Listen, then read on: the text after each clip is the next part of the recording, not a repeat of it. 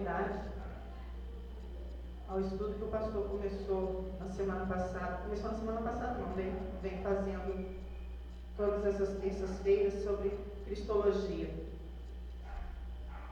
E hoje a gente vai ver o regresso físico de Cristo.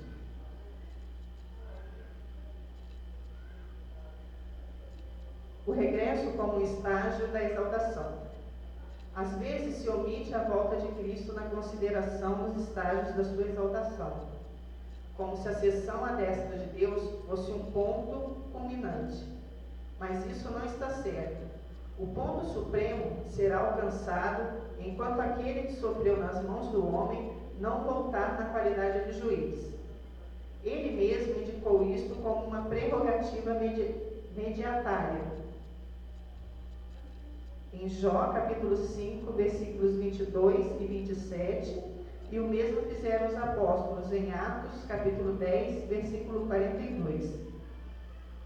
Você pode abrir João 5, João capítulo 5, versículo 22 e 27.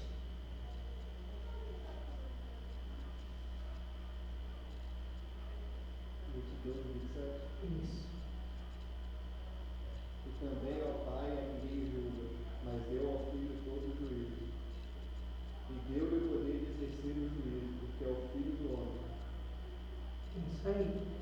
Deus deu o poder a Jesus de ser juiz e de levar todos a juízo. E em Atos, capítulo 10, versículo 42 diz: e nos mandou pregar ao povo e testificar que ele é o que por Deus foi constituído juiz dos vivos e dos mortos. Jesus vai ser o juiz dos vivos e dos que já estão mortos. Além das passagens que falam da designação de Cristo como juiz, existem várias que se referem à sua atividade judicial. Vamos ver Mateus 19, capítulo 19, versículo 28.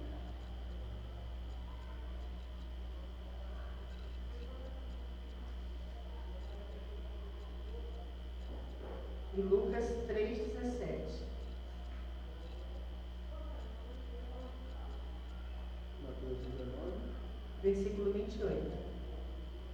E Jesus disse-lhes: em verdade vos digo que vós, que me seguistes, quando na regeneração o Filho do Homem se assenta no trono da sua glória, também vos assentares sobre 12 tronos, para julgar as 12 tribos de Israel. A atividade de Jesus judicialmente. Lucas 3,17. Ele tem a pá na sua mão, e limpará a sua eira, e ajuntará o trigo no seu celeiro, mas queimará a palha com fogo que nunca se apaga. Isso está falando já do tempo que ele vai ser o juiz no futuro, né? Quando isso é mais escatológico, lá em Apocalipse, quando ele vem para julgar, né, as pessoas e já coloca, já separa os bons dos maus, os servos dos que não servem, aqueles que falaram que são dele aqui na terra e aqueles que o negaram também. Esses serão julgados por Jesus. Termos bíblicos sobre o retorno de Cristo. Diversos termos empregados para designar a futura vinda de Jesus Cristo. O termo parousia é o mais comum deles.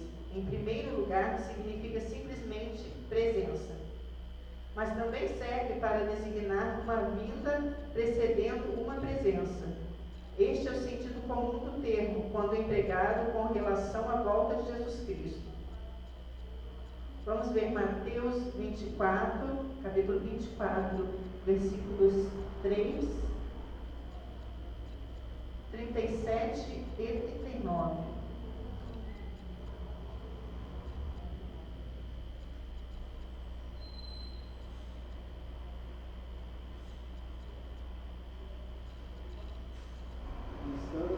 no Monte das Oliveiras, chegaram-se a ele e seus discípulos e particular dizendo: dize-nos quando serão essas coisas, e que sinal haverá da tua vida e do fim do mundo.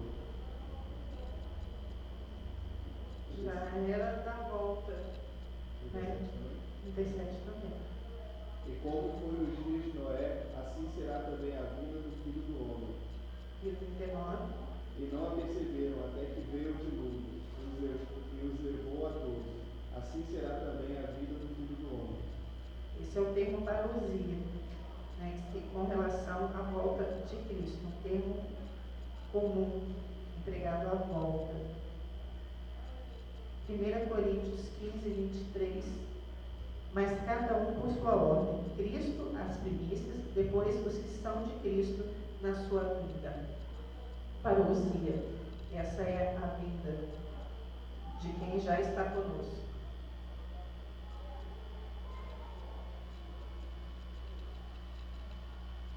Um segundo termo é Apocalipse, que acentua o fato de que a volta de Jesus Cristo será um ato revelador dele.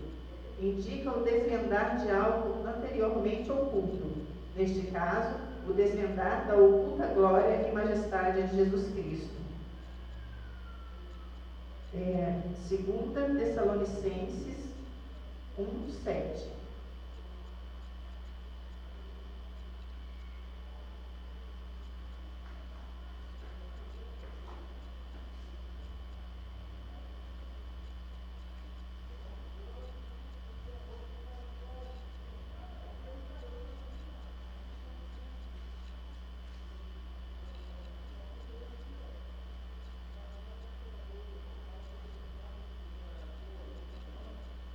Segunda Tessalonicenses 1:7.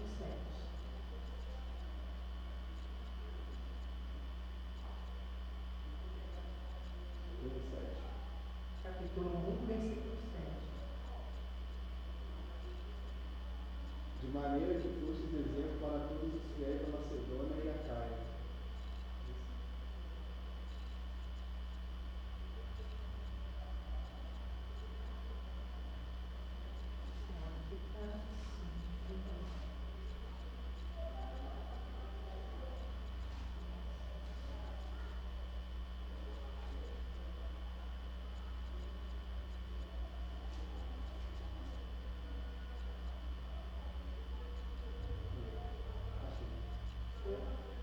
E a vós que sois atribulados, descanse conosco quando se manifestar o Senhor Jesus desde o céu com os anjos do seu poder. Agora, 1 Pedro 1:7. Para que a prova da vossa fé, muito mais preciosa do que o ouro, que perece e é provado pelo fogo, se acha em louvor e honra e glória na revelação de Jesus Cristo. A revelação, que significa esse Apocalipse que a gente lê, revelação, significa revelação. Que vai ser um ato revelador, vai ser desvendado. O terceiro termo, a epifaneia, o glorioso aparecimento do Senhor, sua gloriosa manifestação. Está implícito que aquilo que é o oposto a descoberto é algo glorioso. 2 Tessalonicenses 2:8.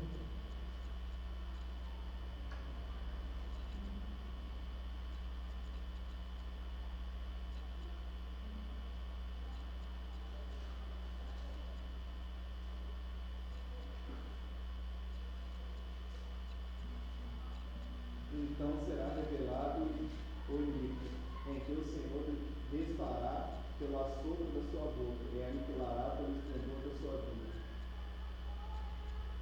E 1 Timóteo 6:14. Que guardes este mandamento sem mácula e repreensão até a aparição de nosso Senhor Jesus Cristo. São versículos que nos alertam a estar esperando o Senhor aparecer em glória, voltar na sua glória. todo no seu esplendor. A maneira do regresso de Cristo, alguns situam o regresso de Cristo no passado, alegando que a promessa da sua volta foi cumprida quando ele retornou no Espírito Santo. Referem-se eles à promessa registrada em João 14,16. E interpretam a palavra parousia como significando simples presença. Vamos ver João 14,16.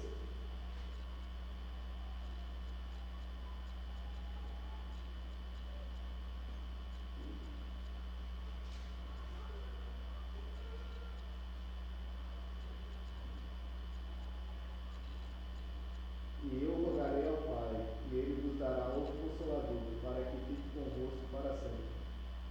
Então, eles acham que essa palavra que Jesus disse era ele mesmo que viria já como o Espírito Santo, que Jesus já ficou como o Espírito Santo, que a volta dele se deu quando o Espírito Santo desceu sobre os que estavam lá no cenáculo. Pode-se dizer que, no sentido, Cristo retornou no Espírito Santo e, como tal, está presente na igreja. Mas este foi um retorno espiritual, ao passo que a Bíblia nos ensina a ter em vista um retorno físico e visível de Cristo. Como nós vimos já na escola dominical e também nas aulas passadas, nas terças-feiras, no primeiro capítulo de Atos, no versículo 11, os anjos falaram com o povo que estava lá, os quais lhe disseram: varões galileus, por que estáis olhando para o céu? Esse Jesus que dentre vós foi recebido em cima no céu, há de vir assim como para o céu os vistes ir. Do mesmo jeito que tinha pessoas vendo Jesus ir para o céu, vão ter pessoas vendo ele chegar também de volta para buscar os dele. Ainda mais nos tempos de hoje. Quando acontecer uma coisa dessa, todo mundo vai ver. Todos os olhos o verão, porque todo mundo tem televisão. E quem não tem, vai para a casa do vizinho ver. Vai passar na frente de uma padaria, vai ter uma televisão, vai ver que Jesus está lá em cima levando o povo dele. Todos os olhos o verão por isso. Porque toda essa parafernália tecnológica que a gente tem hoje vai nos dar, vai fazer essa profecia ser cumprida, que todos os olhos o verão.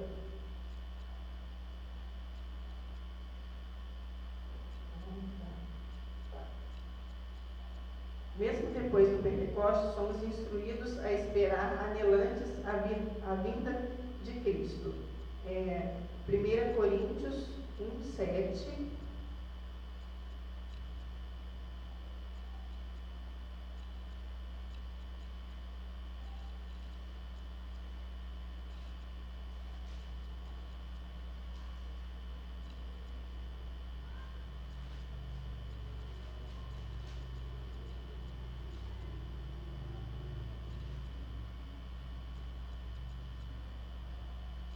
De maneira que nenhum dom nos falta, esperando a manifestação de nosso Senhor Jesus Cristo.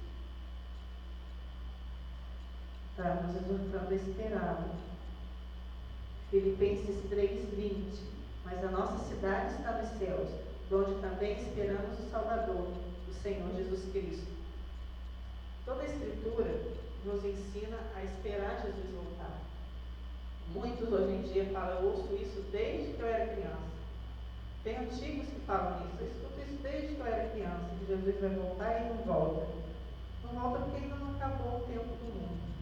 Como a gente já viu na Bíblia, o pecado ainda não chegou no limite. Mas está marcado o dia, está marcada a hora, só nós não sabemos ainda.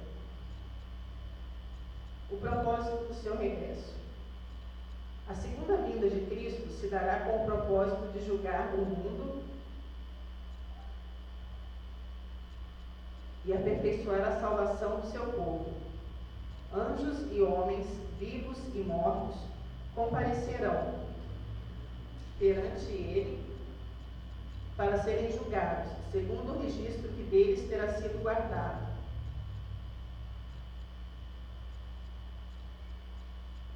Será uma vida com terríveis sentenças sobre os ímpios, mas também com bênçãos de eterna glória para os santos.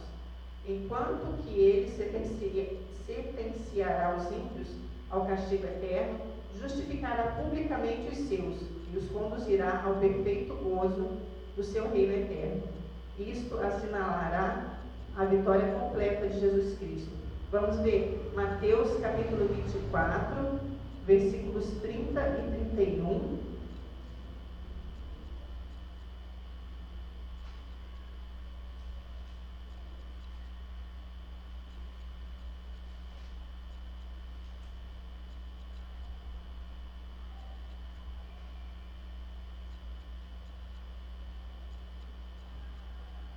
Se achar, você pode ler. Então aparecerá no céu o sinal do Filho do Homem, e todas as tribos da terra se lamentarão, e verão o Filho do Homem vindo sobre as nuvens do céu, com poder e grande glória. E ele enviará os seus anjos com grito do amor e trombeta. Os pais ajuntarão os seus escolhidos desde os quatro ventos de uma outra extremidade dos céus. É isso aí. Ele vem para buscar os escolhidos dele. Em Mateus 25, do 33 ao 46. E porá as ovelhas à sua direita, mas os bodes à esquerda. Então dirá o rei aos que estiverem à sua direita: Vinde, benditos do meu Pai, possuí por herança o reino que vos preparado desde a fundação do mundo.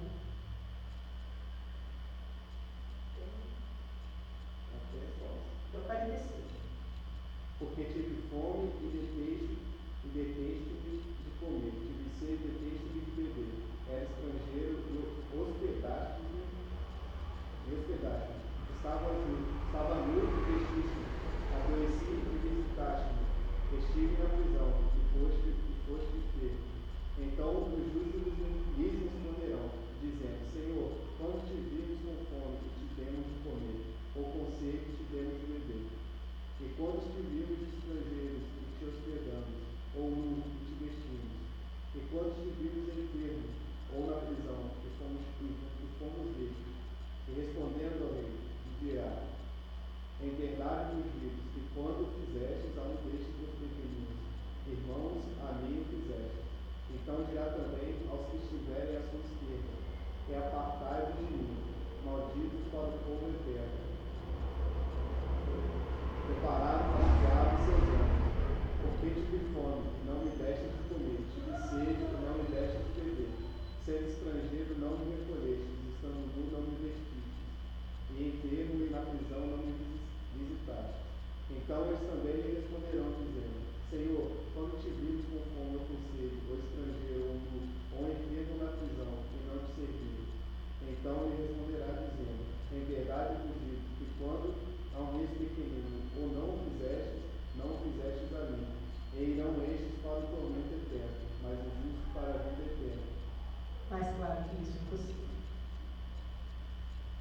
Ou você faz para Deus, ou você não faz. Se você faz, confessando que Jesus é o único, suficiente e exclusivo Salvador, sendo batizado em nome do Pai, do Filho e do Espírito Santo, declarando aqui na terra que você é de Jesus, você vai ficar do lado direito. Agora, os que ficarem do lado esquerdo são aqueles que são bonzinhos, né? Fazem as coisas certinhas, mas não confessaram Jesus perante os homens. Como diz lá em Tiago: me mostra a tua fé que eu te mostro as minhas obras. Me mostra as suas obras que eu te mostro a minha fé. Não existe fé sem obras e não existe obra sem fé. Para Deus não. Tem que ser sempre os dois juntos. Muitos fazem isso. Quer comprar o seu lugar no céu sendo bonzinho, ajudando ao próximo. A gente vê muito disso. Tem muitos lugares, não gosto de citar nomes, que espalham sopa, cesta básica, São bem espirituais, mas não fazem o que é correto, o que a Bíblia diz. O que a Bíblia diz é o que a gente tem que seguir, senão apartai-vos de mim, é o que dirá o Senhor naquele dia. Objeção à doutrina do regresso de Cristo.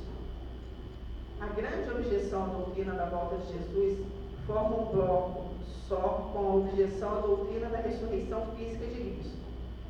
Se não podem ocorrer a ressurreição e a ascensão física, não poderá haver o retorno físico de Cristo vindo do céu.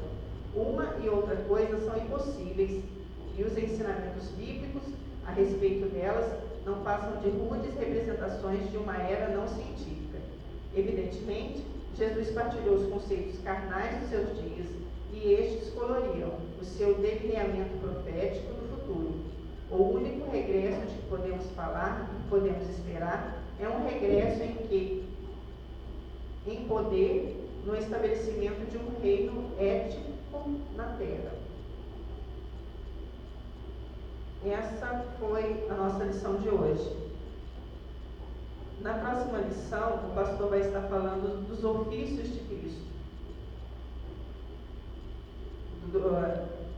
Os ofícios que Jesus exerceu aqui na terra e que ainda exerce, né? Que são